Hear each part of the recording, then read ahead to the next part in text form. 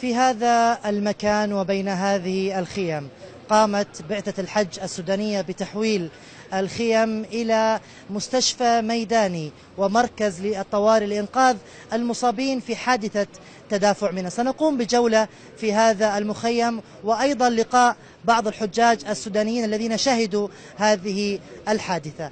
أهلا بك يا حج. مرحبا حبابا. حدثني ماذا قدمت بعثة الحج السودانية للمصابين في حادثة تدافع منى؟ في تمام الساعة 9 حصل تدافع أمام المخيم، فتحنا أبواب المخيم وحولنا الحجاج إلى المخيمات الأخرى، وتحول هذا المخيم بفضل الله سبحانه وتعالى إلى مستشفى ميداني تم فيه إسعاف المصابين. عمل كل الحجاج والإداريين ممثلين في البعثة السودانية وإدارة هذا المخيم في إسعاف المصابين ومواراة الجسامين، وهذا العمل قمنا به من باب الواجب تجاه أخواننا المسلمين في العالم. شكرا جزيلا يا حج.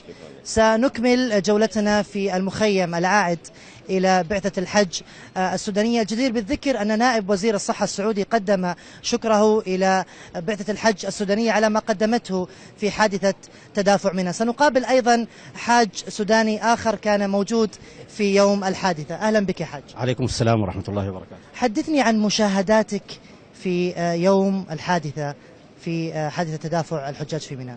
التدافع كان كبير والإصابات كانت كبيرة والنفرة كانت تلقائية من الحجيج السودانيين، لم يوجههم أحد ولم يأمرهم أحد، وإنما بتلقاء نفسهم نفروا إلى مكان الحادث الذي كان في ذات الشارع للبعثة السودانية، والكل بدأ يعمل في خلال المصابين والجرحى، وأخلي المعسكر من الحجاج لإيواء المصابين وتقديم المساعدة الممكنة الأولية لهم حتى تأتي الجهات المعنية الصحية وتباشر عملها.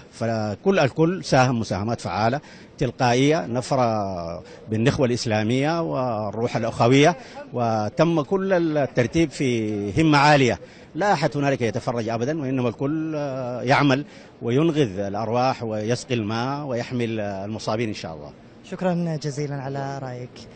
كما سمعتم مشاهدينا الكرام، كان هذا المكان فعلا مركزا للطوارئ ومستشفى ميدانيا.